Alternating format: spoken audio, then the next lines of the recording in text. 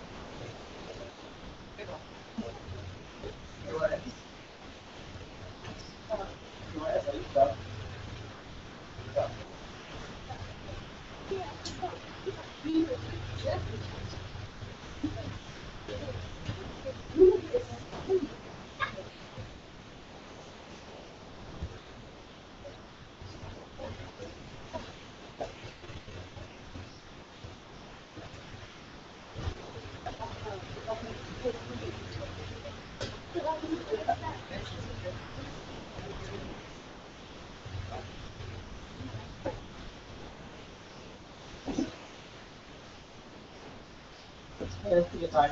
We just start in our time.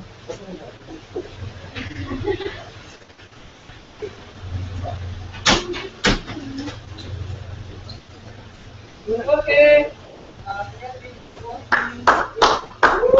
Perkaman side met NYS. That we have UN. As you might audience with that screen.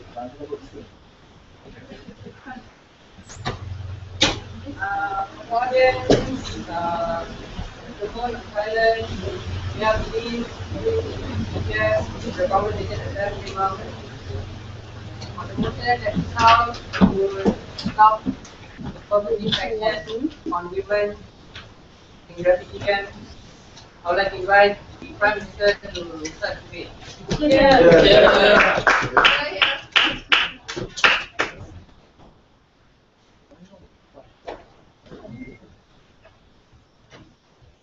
On, yeah?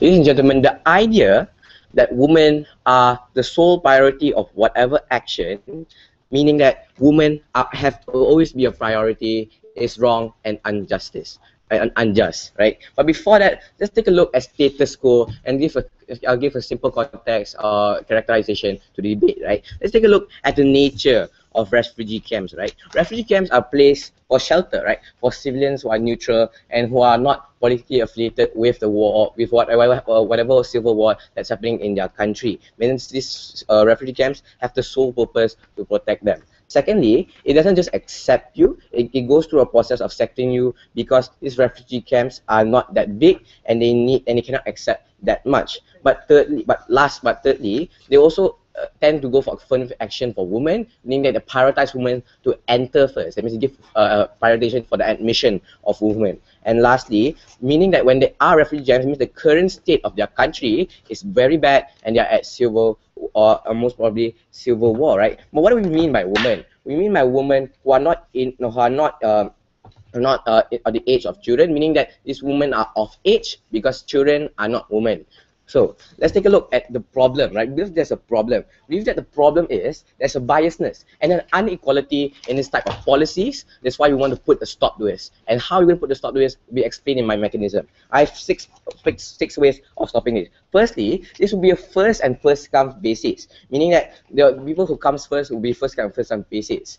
Secondly, we will stretch the amount of people that can enter these refugee camps, meaning expand this amount of refugee camps. But thirdly, we'll place strategic refugee camps in several places, meaning that those who are staying far away from these refugee camps have the ability to access refugee camps that are near them. But fourthly, right, we'll place it somewhere not that far away, but not that near, so as to avoid danger. But then fifthly, right, we believe that eventually everyone will get their admission to the camps, but gradually, not as in over a small period of time. But yes, everyone eventually will enter the admission camps. But lastly, right, we believe that these arbitrators who are overruling this kind of camps have the ability to opt for people who are in urgent states, right? Meaning that people who have infections or people who had their arm cut off and they need an urgent state for admission, be it women, men, children, or the elderly. Believe that then this can be overlooked and these people can be entered in the camps, right? We believe that urgency is more important than people who need it more. It's more important than the idea and the principle of women needing it more, right? So our stance today is very simple. Our stance today is to have a moderate amount of quality, not in absolute, but to protect those who are in need of this, right? When in government side today, sit down, I'll be presenting three argumentations. Firstly, the vulnerability of the civilians. Secondly, on time sensitivity. And lastly, the privilege of affirmative action. But before I move on to my first argumentation, which is the vulnerability of the civilians, any BOIs? Sir, injured people and sick people are vulnerable. Are women are not as vulnerable compared to men when it comes to these situations? Yes. Okay, I give you a comparison. If this man has his arm cut off and this woman in general who are just unfit but they're not as strong as men, who you then will comply, or who then would you need to enter, who is more urgent to enter this camp? Is it this man or is it women in general? But before that, let's take a look at my argumentation, which is the vulnerability of civilians, right? Let's take a look at who are these civilians who need help. We believe that men and women who are unfit for war are more often than not these people that need this help from refugee camps, meaning that most of them who opt for refugee camps are people who are not in the war. It means they're not unfit or they don't have that specific skill set to help and fight for the war, right? Or those people who just don't want to do anything. But next, are women necessarily weaker than men, or are necessarily women weaker than everyone else in society? I believe that's not true, right? Because there are people who are the elderly or the children, right? Or some people who are just weaker than a woman, or maybe there are some female or girls who are just weaker than women in general, right? Because they give priority to all women because that's what opposition wants to do. But thirdly, we believe that this has to be equality in this kind of situations, right? So let me tell you, why is equality important in this kind of situations and not only giving priority to this woman, right? We have there's few reasons. Firstly, in times of needs like this, that everyone needs help, not only women, like everyone needs help, not only a prioritization to women, but secondly, it's unfair if you only give it to unfair if you prioritize women to begin with. But thirdly, it's a sign that the government considers that women are weak, and we totally describe the responsibility of them to the rest of society, meaning that women can also help society, women are also a part of society, meaning that men and other people are also part of society. And fourthly, right, although these people are taxpayers, and these people also contribute to society, meaning that all of them are under the social contract, all of them needs to be protected. There's no rule or there's no law, meaning that this woman has to be prioritized in this kind of situations. But lastly, what happens if we don't give equality, right? Because we live in these kinds of situations, in the aftermath, right? People won't fuss that much because they need help. But aftermath of this, what happens when you think about it, that women are given this prioritization? Please, there's 4 hubs. Firstly, meaning that government now discriminating these people that they also need help, right? Means the government now are disregarding them entirely. But secondly, these people will believe that people who are not women are never going to be prioritized, right? These people who are women that only being prioritized. But thirdly, this will cause a society uproar, right? After the problems, right? We believe that, look, you're not doing your job as you're supposed to do your job, right? You're supposed to protect the people who are in need, not giving prioritization to women, right? We believe that's something wrong. But lastly, how it affect how it creates the segregation in society, right? When people start asking questions, when people start disagreeing with the government and taking a look at what government judgments are. But then let's take a look at my next argumentation, which is time sensitivity, right? So where are these camps placed? These camps are placed quite far or not that far from the danger zone, meaning that when these people are going to the camps, that means they are not in much of a danger. This is not much of a time problem there, right? But then why is it urgent for this woman to be accepted? Because not all women in general,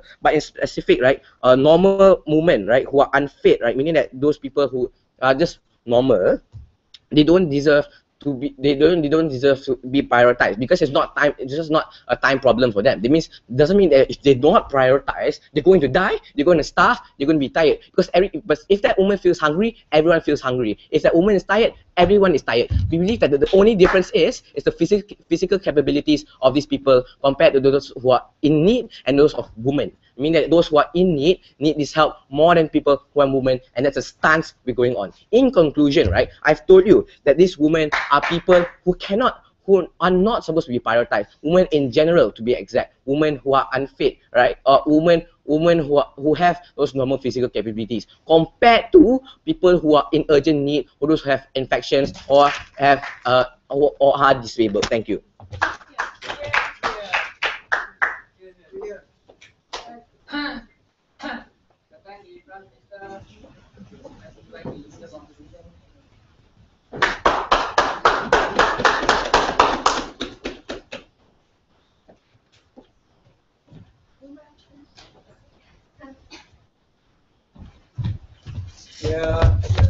Thank you.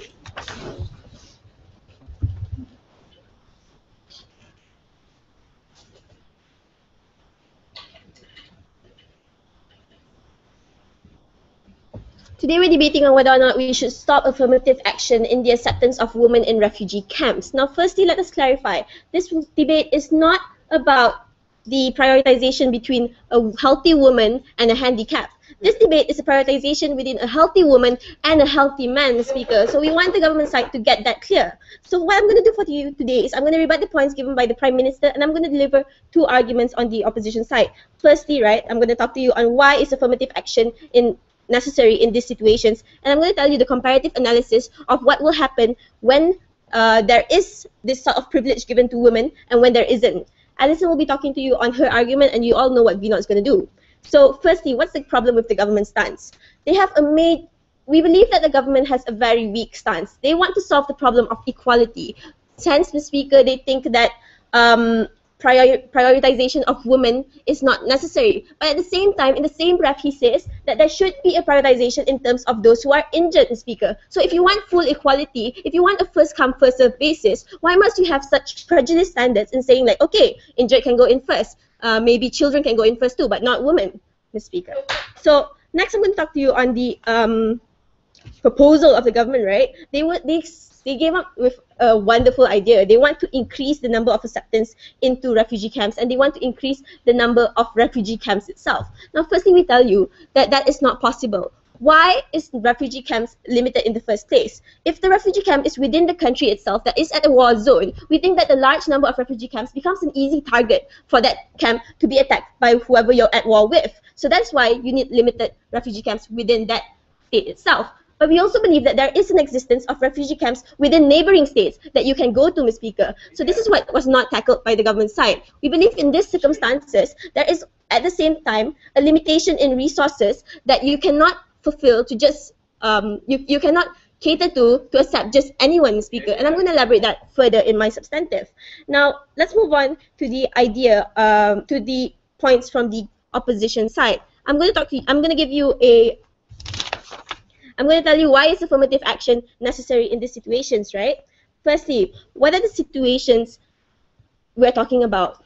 the situations we're talking about is the usage of refugee camps when there is a time of crisis. So in this case, during war, right? So we believe that refugee camps are used when civilians go to them, they flee from the country, and there is an influx within refugee camps for protection. So you see this happening during wars like the Syrian war, like when Syrian civilians flee from their country and go to neighboring states, and they find refugee within neighboring states. Now, what is the nature of these camps? We think that the nature of these camps is that they are limited. Limited how? Limited in terms of resources, in terms of food, in terms of medication that they can give to these refugees, in terms of the shelter of number of people they can house. Because when you have to house 10 villages, communities within your camp, we think that there is a need for prioritization, because this happens during any other forms of crisis. Let's say a shipwreck, like during Titanic. You also prioritize those who are weaker, and this is what the government's duty is, to help those who are vulnerable, Ms. Speaker. So in these circumstances, we think that there is a need for prioritization. We can't just save everyone. So why women, right? Hold on. Why women? Because we believe that women are the vulnerable people within women are one of the vulnerable people in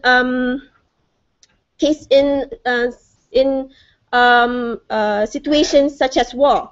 Hold on, I'll explain to that later. Before that, yes. How can you prove that every woman is more vulnerable compared to men and the elderly and the children? Explain that. Okay, Ms. Speaker, we're not going to propose to you that elderlies won't be accepted. Status quo is fine. What is the status quo we're talking about right now? Status quo is that when you want to take in refugees, there is a prioritization. Who are prioritized? Children, those who are injured, elderlies, and women. We think that that is fine, and we want to protect that, right? So I'm going to explain to you why women should be prioritized. Firstly, we believe that during times of war, they are an easy target. You see that during times of war, they are not as physically capable to defend themselves against soldiers, Ms. Speaker. And we see that at times of war, there is a high increase in cases of rape, Ms. Speaker. Like when you talk about the Nanjing rape case, and when you talk about like in Syria, in the Syrian war, there are 200 cases reported, and 80% of them come from women. And Mrs. Speaker, we believe at this point of time, there is a need to protect these women from these cases. Now, on the second level, we question you, who are women associated to? When you go to refugee wars, women are usually accompanying children, Ms. Speaker. So what does it say when the government takes in your children but refuses to allow the mother within the camps as well? So this is a problem that the government needs to address. So I'm going to move on to the second argument, which is on the comparative analysis of what happens with the government's proposal. We question you, what exactly is equality? Equality is to let everyone be on the same playing level. Equality isn't about giving the same advantages to every single part of society, but it's about giving advantages to the society based on their abilities and based on their need for that advantages itself denied. So on a level, right, you see how an example, you don't give monetary aid to everyone just like that. You base your monetary aid based on how much that the financial state of that person itself, like how you wouldn't logically give 1,000 ringgit to someone whose pay is 25,000 a month in comparison to, and just give the same amount to someone whose fee is 2,000 a month and say that, okay, we're being fair to you. That is not what the government does, and we believe that the government should ensure equality in terms of this level. Why do we say that first come basis will not be a form of inequality? Because during times of war, if first come basis, who will be the ones who reach the refugee camps in the first place sooner? We don't think that women has the advantage to be able to run as fast as a man and get to the refugee camp, especially carrying the burden and associating that they have to accompany their children as well. They have a larger burden in these circumstances, and they have more to lose when the government proposes that we stop this affirmative action. Another analysis is on how the affirmative action in terms of Bumiputra privileges. You give these privileges based on how you know that these people need these advantages, and they are at an unequal level in the first place. So with that, I've explained to you on two arguments. Why is affirmative action necessary in these situations, and why comparative analysis on what will happen should the government proposal stand. With that, we're back to oppose. Thank you. thank the leader of opposition. Then to invite the Prime Minister. Yeah.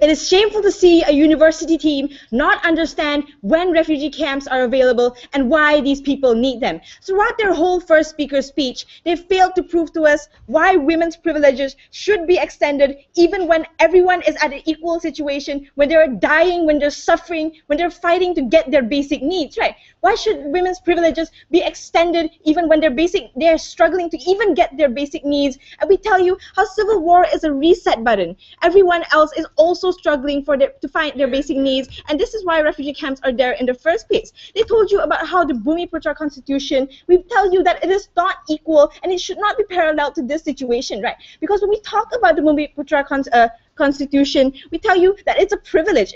It should not be applied to when in cases of war, because these people are fighting. These people are in a case where they're struggling, they're freezing on the border of Lebanon, they're dying, and they need their basic needs. First of all, they also tell you that status quo is fine. Yes, if status quo is fine, then why follow their mechanism in the first place, right? We tell you through our case. We tell you through our case, we accept everyone equally because based on the first come first serve basis, which they fully disregarded our case. We've already told you that we'll accept these people on this 6 premises. When you come to the refugee camps, first we will accept you. Second of all, we will expand these refugee camps to our capacity to be able to cater to everyone who needs this, right?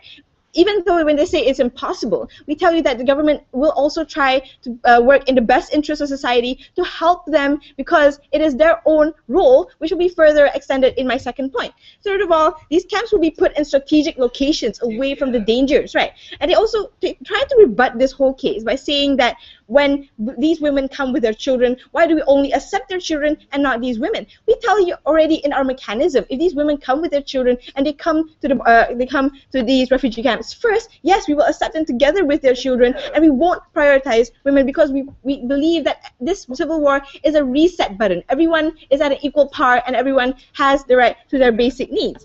And they fail to prove to us what is the harm if we don't prioritize these women and we don't extend this privilege even in times of crisis, right? And they tend to assume that women are always the weaker sex, which is very stereotypical, right? Because they say that women are always weaker, women cannot get their basic needs, that men are always stronger and men are always more able to get what they need, right? We've already told you within our mechanism that men, the more capable men, are already fighting within the civil war. So who is left? The people who are disabled, the people who cannot sustain themselves, the older generation who are in equal par as these women, right? Which brings everything to my first point on affirmative action, why it is a privilege and not a right.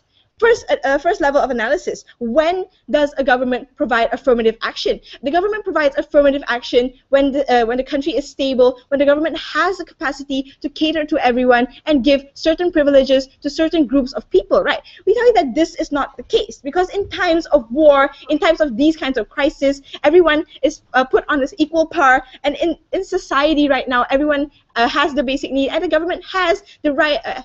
Government has a responsibility to cater to everyone, not just women, because it is the government's fault that this has happened in the first place. The civil wars have happened, right? We tell you that this shouldn't be extended to, until in times of crisis. Why? On the first level, we tell you that everyone is equally unable to sustain themselves, and it is the government's responsibility to take care of everyone and not just women. Second of all, everyone needs this right. So their privileges, it is justified for us to take away their extra privileges that the government only gives to them when the government is stable and when the government has the capacity to give this kind of privilege. This privilege should not be extended to in times of crisis. Why? Because when in civil wars, people's houses are bombed up, people are freezing on the border of Lebanon, they're dying, they're fighting for their basic needs, everyone is at the same par. These children are struggling to find a home, these children need help, and we tell you that these refugee camps should not disregard these other people by just accepting women, right? Because we already told you how the aftermath is horrible and how this it's actually morally abhorrent on the government side to implement such a case where they only prioritize these women and disregard everyone else who is equally incapable of defending themselves. But before that, government case, defend yourself. Skills for women are given privileges where they are separated from categories in terms of sports, women's sports, male sports. Why in times of crisis like this, when the needs are greater, are you denying women these privileges? Because in sports, it's not a crisis. People don't have, you're not put on equal par as people who are struggling, right? We tell you that in cases of war, everyone is on equal par because they're equally unable to get their basic needs. They're equally unable to get what they need in order to survive. In cases of sports, we tell you that it's different because it is not their basic need, and it is, and therefore this privilege should not be extended until in times of war. Second of all, the analysis of these people who resort to these refugee camps in the first place. Like, who are these people who go there? These people come from countries where they're in exile, where they're unable to find a place where they're in peace. Right? These civil wars cause huge chaos within the community. It is not in peace where these people are unable to get their basic needs. That is the role of the refugee camps, and that is the role of the government to cater to all of their basic needs. And we look at what they fail to prove to us and what they need to prove to us in this debate today is why women need more priority, even when we told you that everyone is on an equal par, where they have the same basic needs, and why these other minorities, for example, the disabled, for example, those who have their hands cut off, who are injured, cannot be accepted just because these women are put in priority. First of all, we question them. Are you going to turn away then those who are injured, those who are in more need compared to women, because you give women an extra priority compared to them? Even when these people who are injured are men, even when these people who are injured are, as you said, more capable of sustaining themselves, are you then going to turn them away and not allow them to come into these refugee camps just because you only prioritize women and accept them more?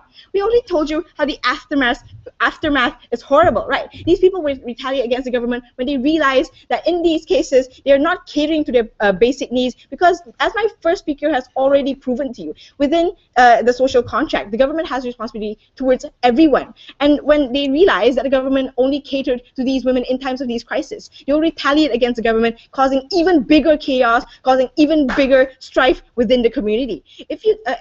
If you believe that everyone has the basic right to their basic necessities, and everyone is able, and why women's privileges should not be extended in times of crisis because everyone here is fighting for the same thing, then go with side government. I thank the Deputy Prime Minister. Yeah.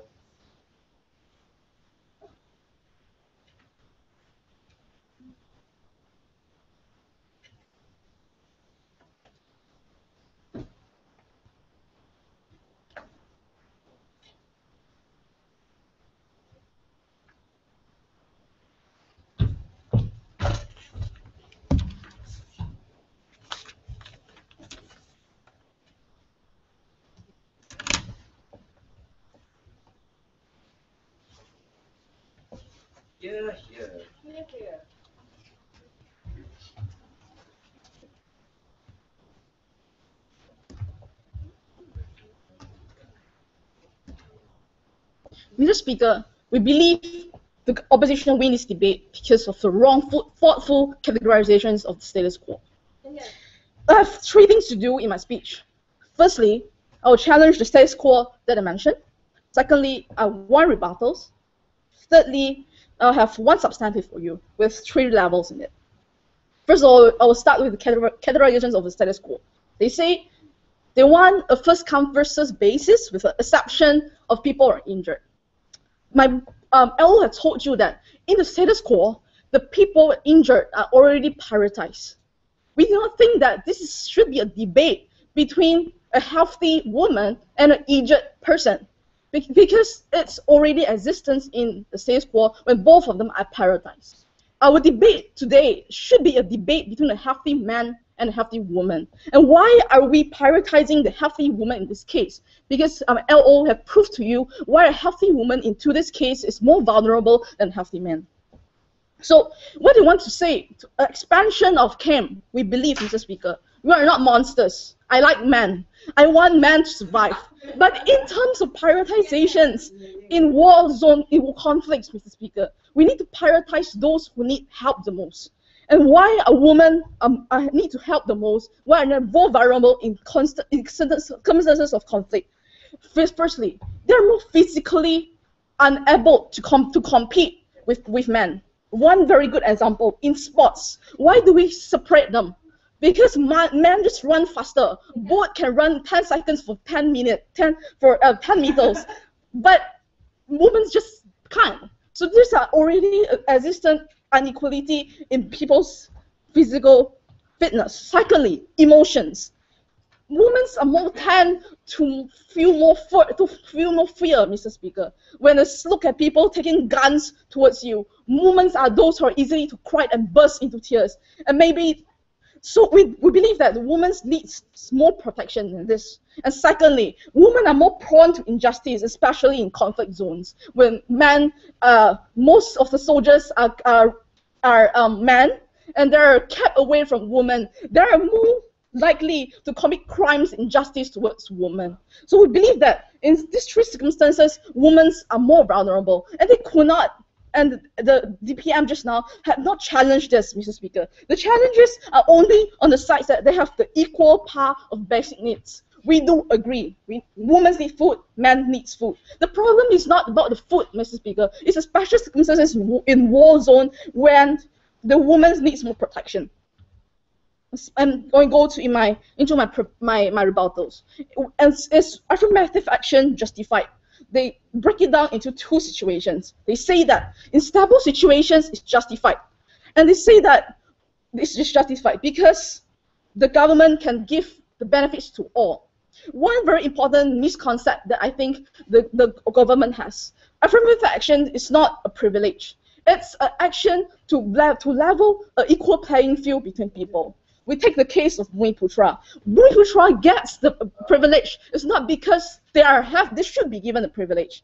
It's because this is the government policy to equal the imbalance in economic power at the point of time. This is not definitely not a privilege, but there's a dire need. And in our circumstances, we prove to you dire needs to have this affirmative action. And they say that in war, because the government is not stable, they can't provide for all, so you shouldn't be given affirmative action. To parallel it in the Bumiputra's case, because you need a reason, a dire need to give affirmative action. We do believe that in terms of war zone, events of conflicts, you need this affirmative action because you have a need for it. So we'll have, okay, fine, yes.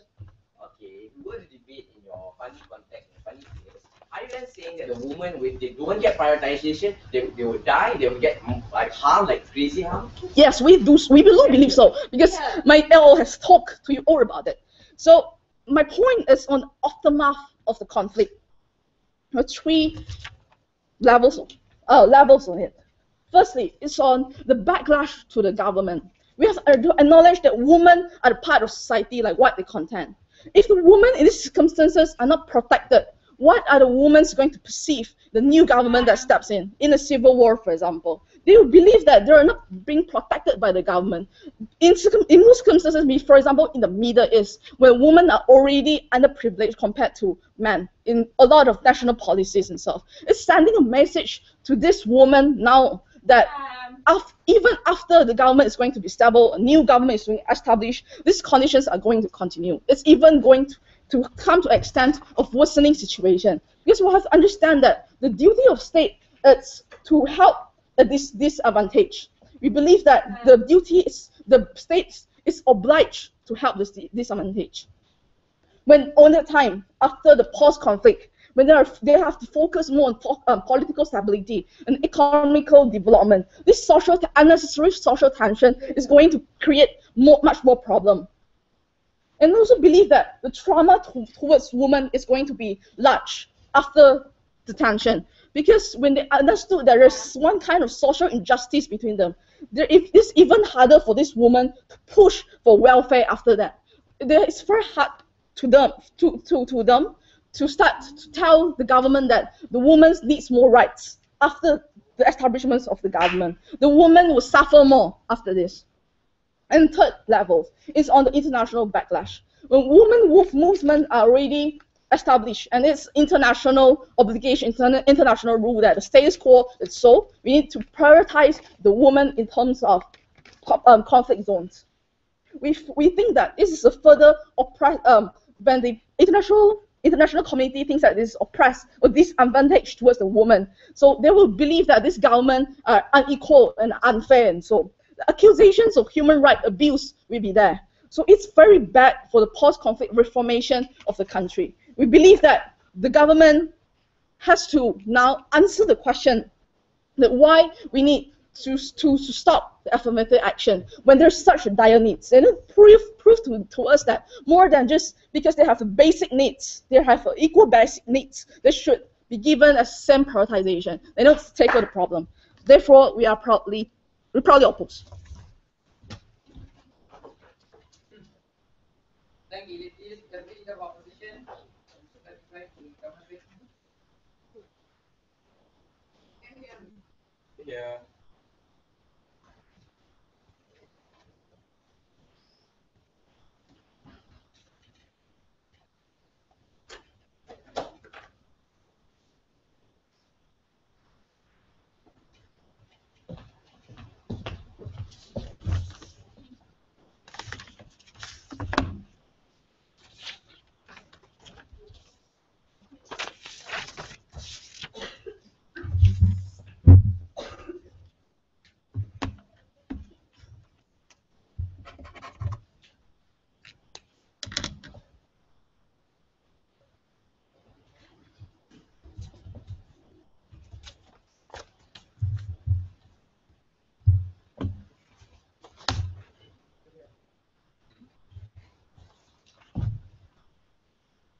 Ladies and gentlemen, opposition side claims that they are standing in the side of moral high ground. They claim that they're actually protecting the vulnerable people. But we tell this is not mutually exclusive on our side, because that's exactly coming from the government side. We want to protect the vulnerable people. But what draws the line to this debate is that opposition side fails to understand that vulnerable people does not only include women. Women can also be someone of greater strength. Women can also stand on their own feet, ladies and gentlemen. Vulnerable people includes all sorts of society, ladies and gentlemen. But before I move on to this issue, let's look at the flaws coming from opposition side, right? We thought that they got the whole debate wrong. Why? Because they were talking about debate when they compare healthy men and healthy women. We tell you that this is truistic in the first place, right, ladies and gentlemen. You cannot push to us the burden to prove that women are greater than men. But we debated on this as well, because then after that we tell you how are you then going we tell you that they are actually discriminating the women, saying that women are then weaker. They are actually saying that women will be weak and forever will be weak, ladies and gentlemen. Discrimination coming from side opposition. But second, we tell what is the debate actually about. We tell that society is not only made of healthy men and healthy women. Society is made of children. It's made of disabled people. Are made of old people as well. Something the opposition side disregard. And not just that, ladies and gentlemen. Coming from government side, we already told you why are healthy men not included in this debate? Because they are the ones standing, they are the ones fighting in today's war. How are they going to go to refugee camps in the first place? Something they did not prove to us. Second, we question what do they stand for? Because both of them, coming from leader of opposition came up, didn't tell us what do they stand for, what are they going to prove at the end of today's debate. They didn't even touch on Benjamin's speech, right? When he talked about the vulnerability of civilians as a whole and the time sensitivity. They never even engaged on our points as a whole. This shows how afraid they are of our points, right? And then At the end of the day, we did not give you a proper analysis on a burden to prove at the end of today's debate, ladies and gentlemen. They have to prove to us that even when everyone else is vulnerable, when everyone else also needs that help and cannot get the basic needs, why is it okay for you to prioritize women just because they're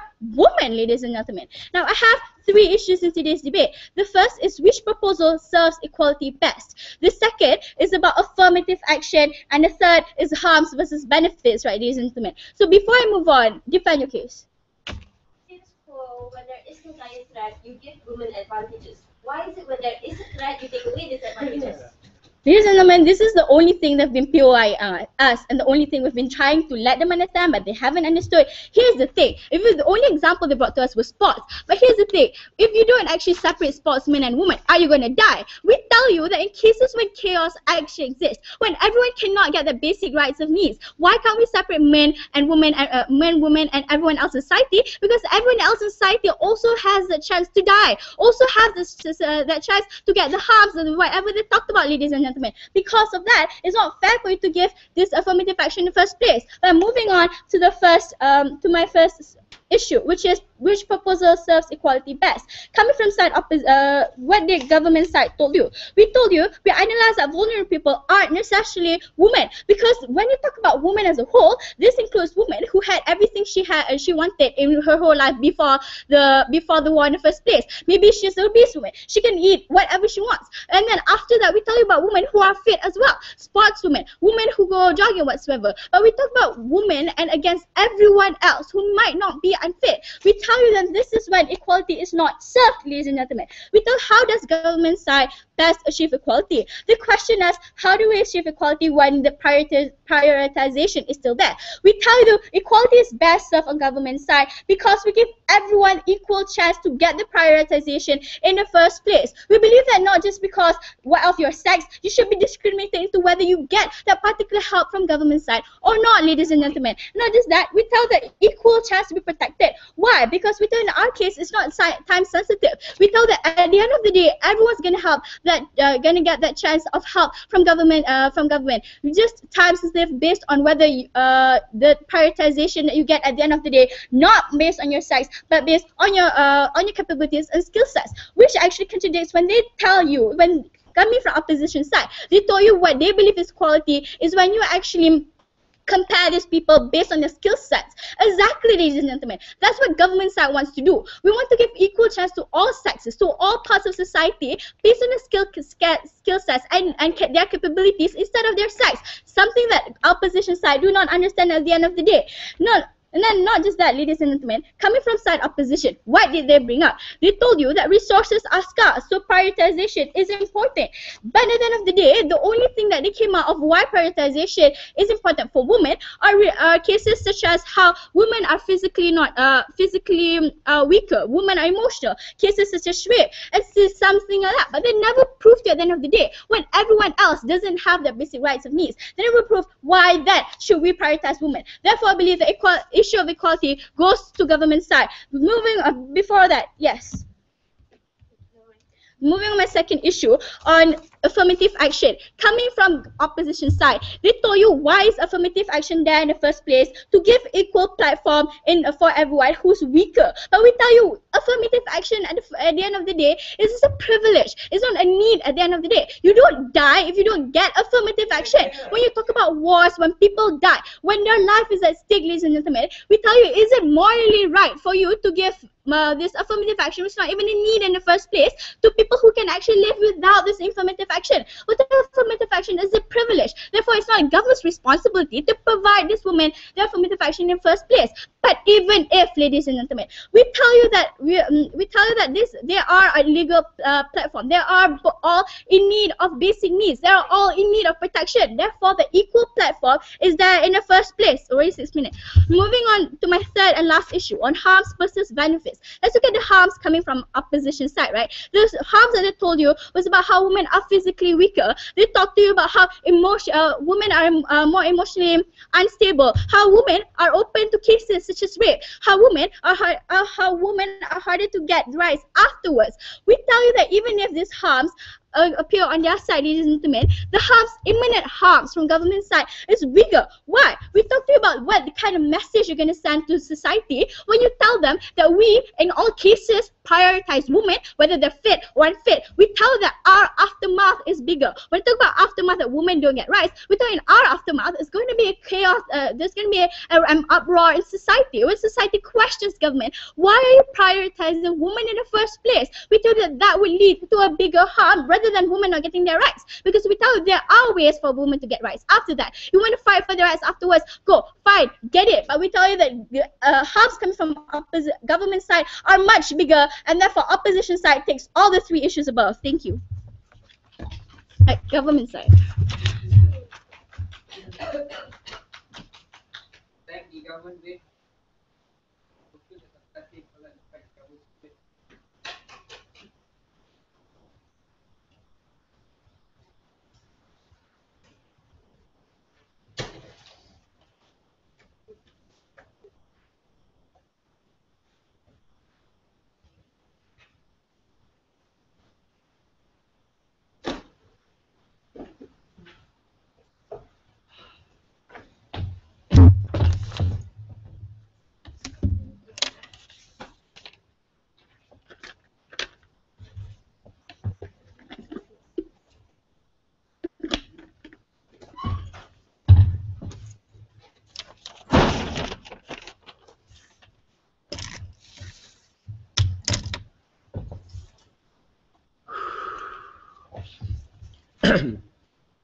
Mr. Speaker, I have three issues for you in today's debate. Issue 1 on equality, Issue 2, affirmative action, good or bad, and Issue 3, who deals with the aftermath better? Government or opposition. And after that, I'll summarize the debate for you and tell you who proved their burdens. But before all of that, let's tackle what the whip brought to this table. Number 1, she said that women can be of greater strength.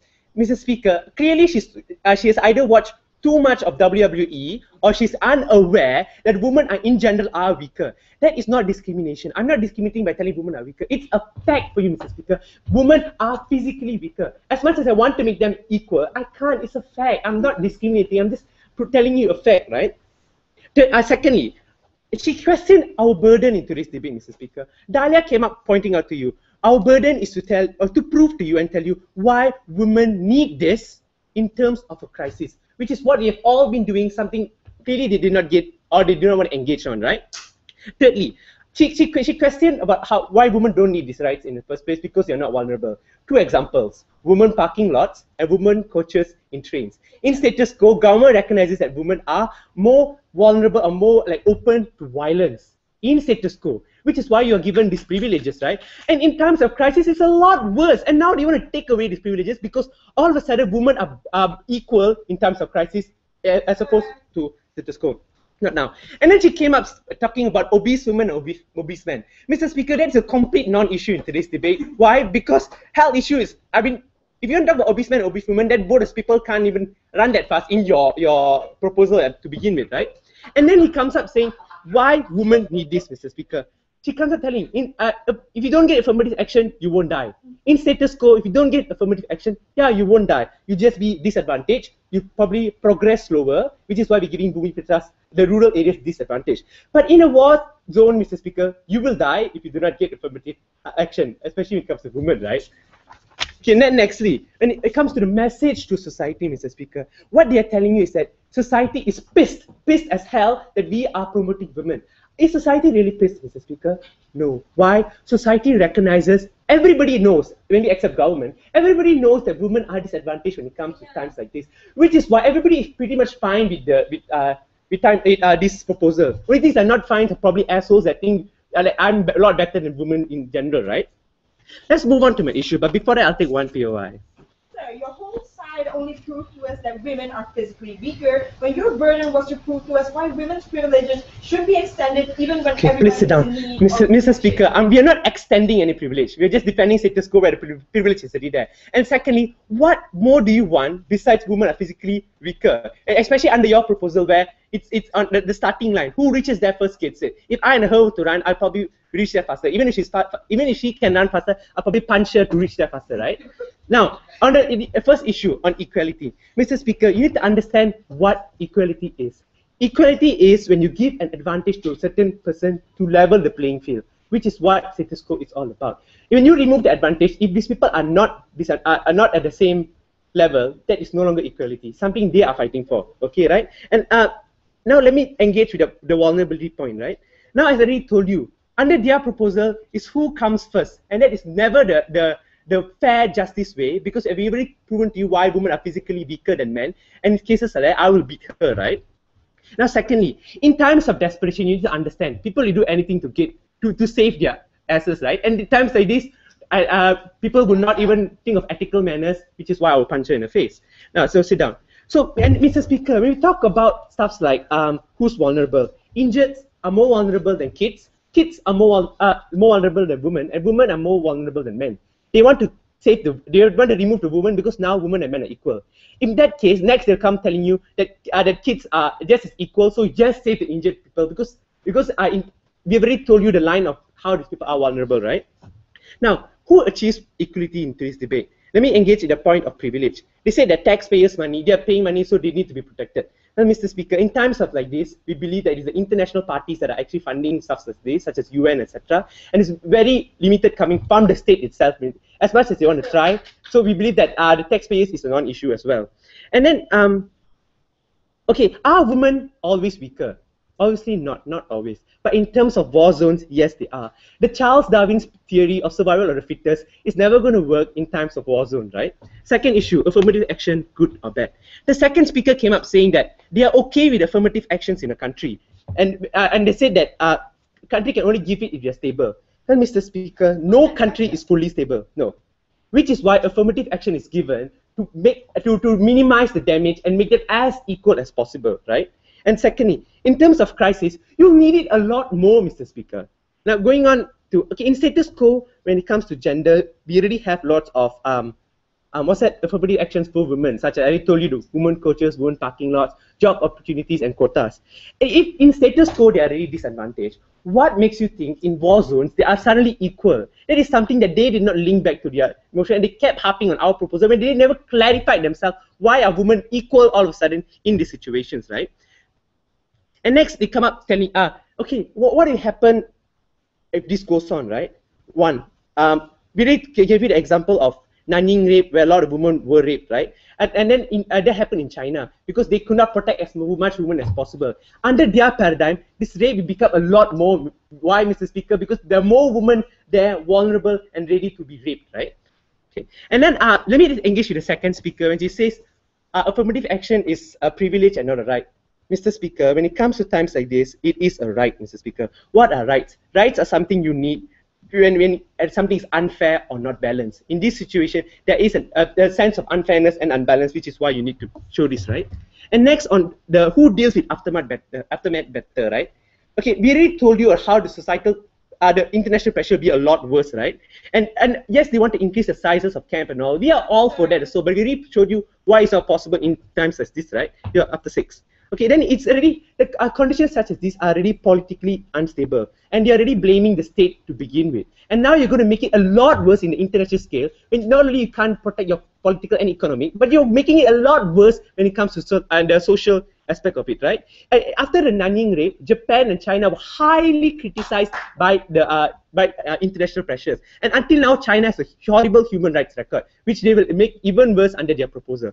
So our burden of proof to you is simple. Why do women need this in times of crisis? Their burden of proof was why are women equal to men and why they don't deserve this. We showed it better. So let's go with us. Thank you.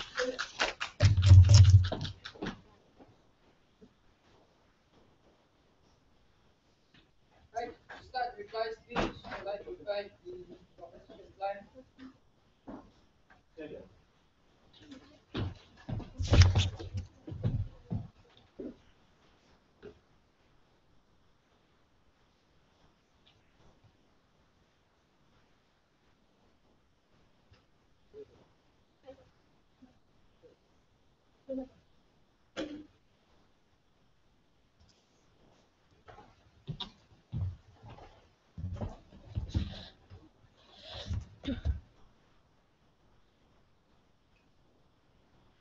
Physical advantages of men over women has been acknowledged centuries ago. The government must have missed it. In 3 minutes, Faiz could probably run the whole DK, while like MILF could probably do 2 rounds. I would be lucky to even get to my seat, speaker. So let's move on. What I'm going to do for you in this reply speech, I'm going to talk to you about what is the burden on the government side and what is the burden on the opposition side. And at the end of the day, who solves the burden better? So firstly, what is the government's burden? The government's burden is to solve the problem that they propose, which is inequality at the first place. So we've had several responses to you on why their proposal does not solve inequality. Because firstly, you have to look at the root of equality. What exactly does equality mean? And we've told you that equality means to make the playing level equal when to make a playing level to level an unfair situation, which is at the state where you give rights, you give advantages in accordance to the needs and the ability of that initially speaker. And how their proposal does not solve inequality is because when they propose that you have more refugee camps, when you have more acceptance into refugee camps, speaker, there's no need for a first-come basis because at their logically everyone can already go in, so there's no need for a first-come basis and there's no need for prioritization. So they're proposing a non-debatable topic, right? And we've told you that. So what is the burden on the opposition side? Our burden is to prove to you why women and men, why women need this privilege. Now we've told you on how the government already acknowledges the disadvantages women have. How so? Government segregates women in terms of sports, where you have women category, where you have male category. And this is during a normal time basis when you only run for a marathon like Faiz and me, and I'll lose. And secondly, in terms of protection, right, because government acknowledges that safety of women needs to be taken care of better because they probably can't defend themselves against attackers, like for example, like what Vinod told you, how we have women coaches and how we have ladies parking. So let's move on to the additional issues that the government brought up today, right? What is the problem, right? They asked us, will prioritization of the injured or the elderly be affected? And I've clearly told you in my speech earlier that we propose status quo, in which the injured, the elderly, the children, and women are prioritized over regular average day men, speaker. So this is actually not something that the government should be harping about because we've cleared that up since the beginning. Injured people will not be affected in any way possible, in any way at all. So the only issue comes when an obese woman is fighting against an obese man. We think that the probability is that the obese man will probably get there faster than the woman itself because, like, although he's obese, he has more energy than that woman at that particular stage where they are at the same level. Now, the second issue that the government brought up is whether or not the contribution of women and men leads to them gaining privileges. They told you on how we pay the same amount of taxes as women as men. At the end of the day, why must we get more benefits than men? We see that in status quo, government already does this, where everyone pays the same amount of taxes, but our taxes are generated to fund those who need them, like those who are handicapped. We fund those who need education, speaker. We fund so many other people who need this sort of privileges that the government, that they cannot attain by themselves. Hence, we believe that this is not a problem in today's debate. So basically, I've proven to you how the government's burden was not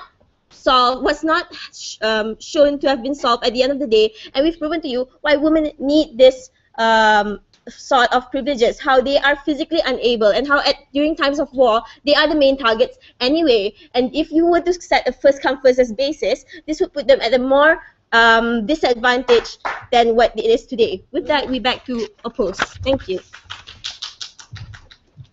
Let's conclude the debate. Let's invite the government reply.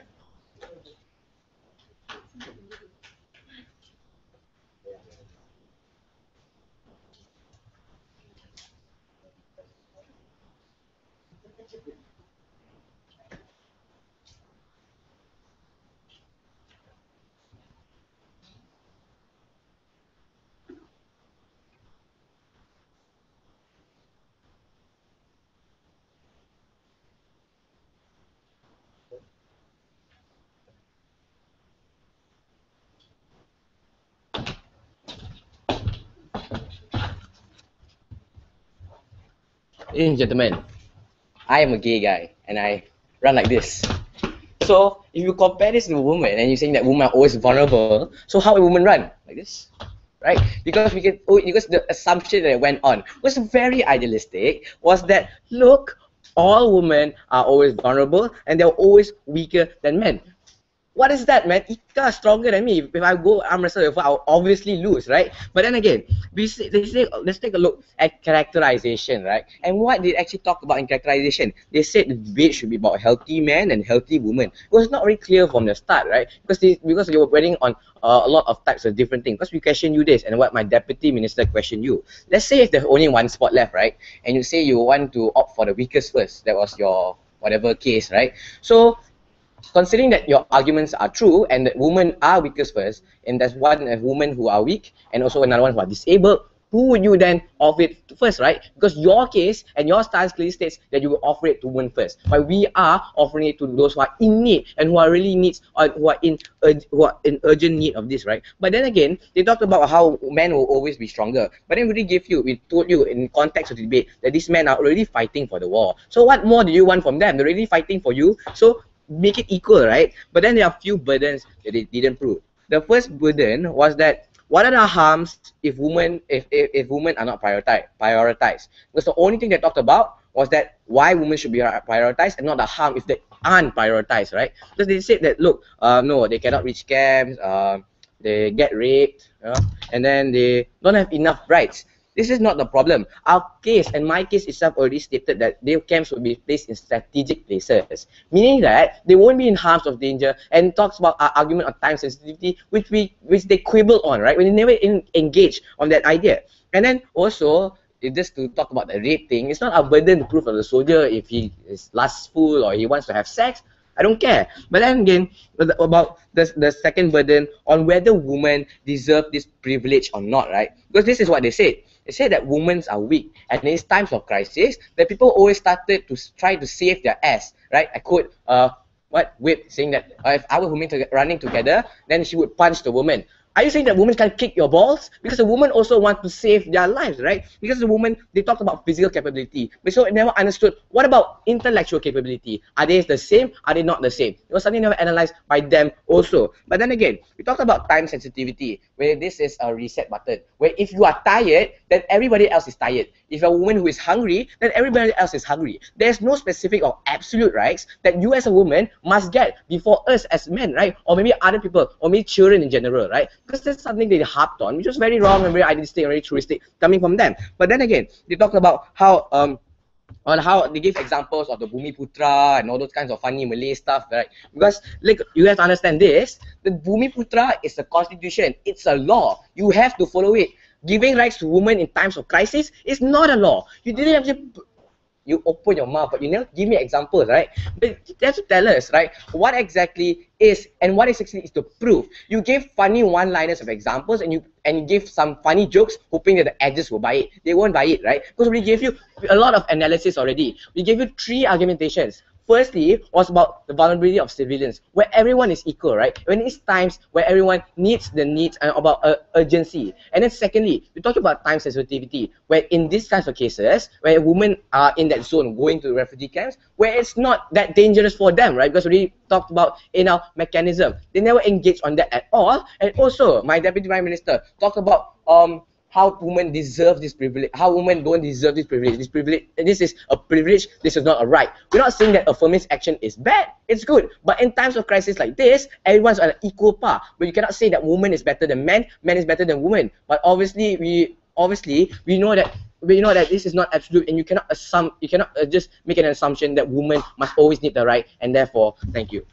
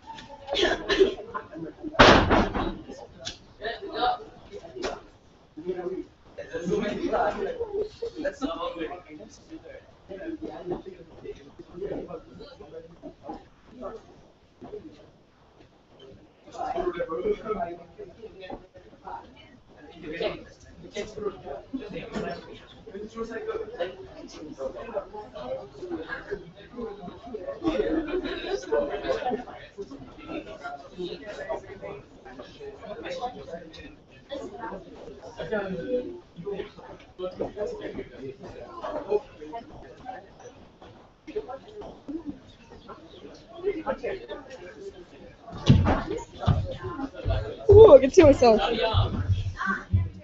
Oh, it's still broadcasting.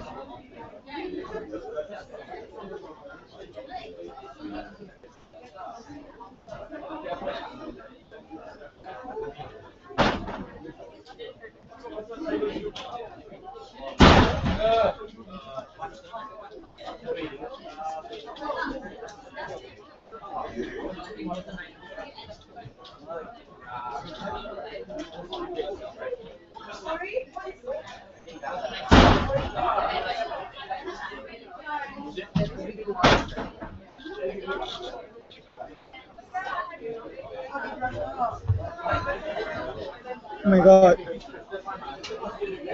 Eliza, wave at live stream. Oh.